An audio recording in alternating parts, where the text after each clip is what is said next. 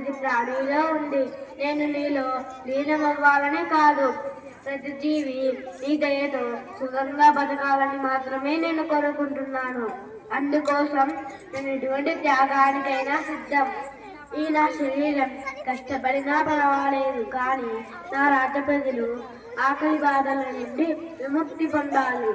ఈ సంకల్పంతోనే నేను తపస్సు ప్రారంభిస్తున్నాను.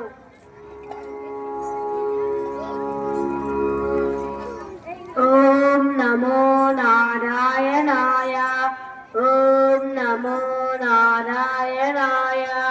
ఓం నమో నారాయణాయ.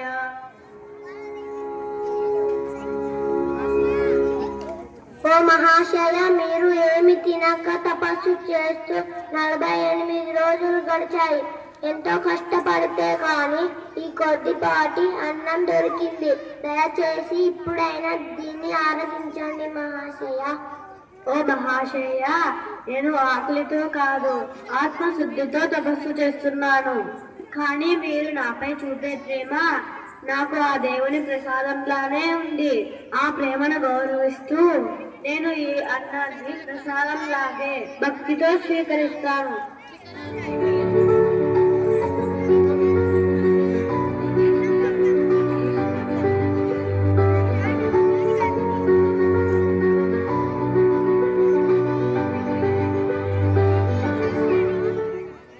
మహాశయ, నేను సుదూరం ప్రాంతం నుంచి వచ్చాను. ఎన్నో రోజులుగా ఆకలితో వణిగిపోతున్నాను.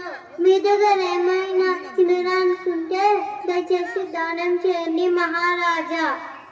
ఓ బ్రాహ్మణ మహాశయ, ఇది నాకు దక్కినదే, కానీ నిజానికి ఇది నీకోసమే ఆ భగవంతుడు పంపాడనుకుంటా. ఇదిగో, ఇది తీసుకొని నీ ఆకలి తీర్చుకో.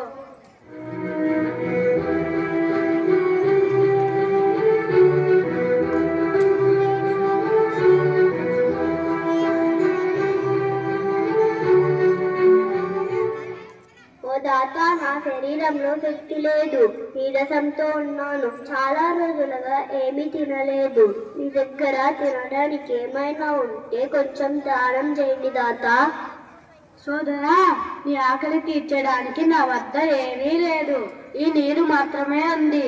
ఈ నీరు కూడా నా కోసం కాదు, నీ కోసమే లభించినట్టుంది. ఇదిగో, ఈ నీరు తాగి ఈ దప్పిక తీర్చుకో. అలాగే దాత.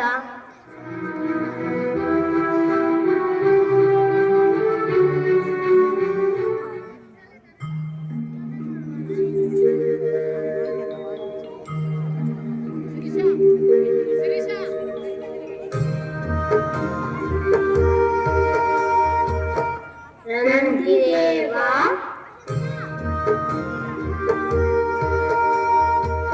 స్వామి ప్రణామాలు.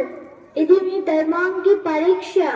ధనానికి రాజ్యానికి ఆశపడకుండా నీ ఆత్మను ధర్మానికి అంకితం చేశావు. అవును రంతిదేవా, నీ ధర్మం, త్యాగం, దయ మనుషులకే కాదు దేవతలకి ఆదర్శం. మేము నీ సహనం ప్రయత్నించడానికే పేదవారి రూపంలో వచ్చాము.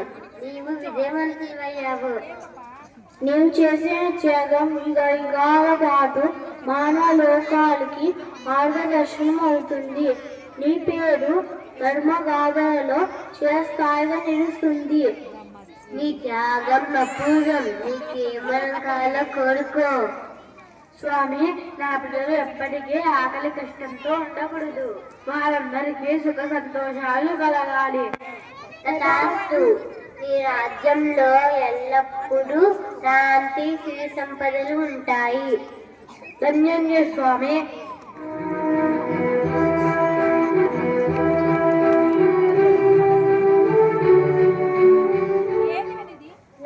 నాకు గర్వంగా ఉంది. నీ త్యాగం దేవతల ఆశీస్సులను పొందింది.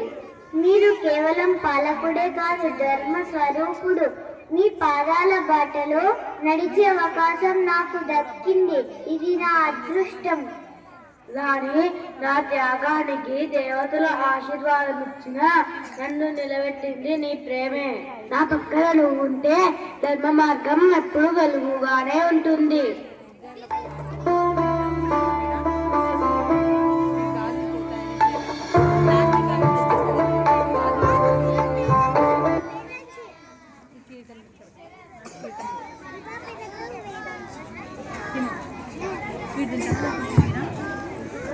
చూసారా రంతిదేవుని యొక్క దయాగుణం, త్యాగం ఎలా దేవతలు ఆయనను విభిన్న రూపాల్లో పరీక్షించారో అలాగే మన జీవితంలో కూడా ఆర్తులు, అభాగ్యులు మన ముందుకు వస్తారు.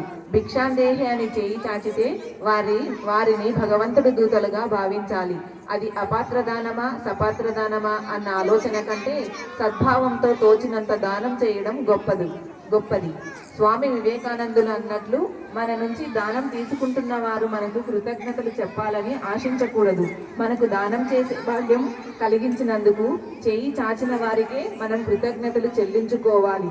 దానం పొందిన వారు కాదు, దానం చేసిన వారే ధన్యులు.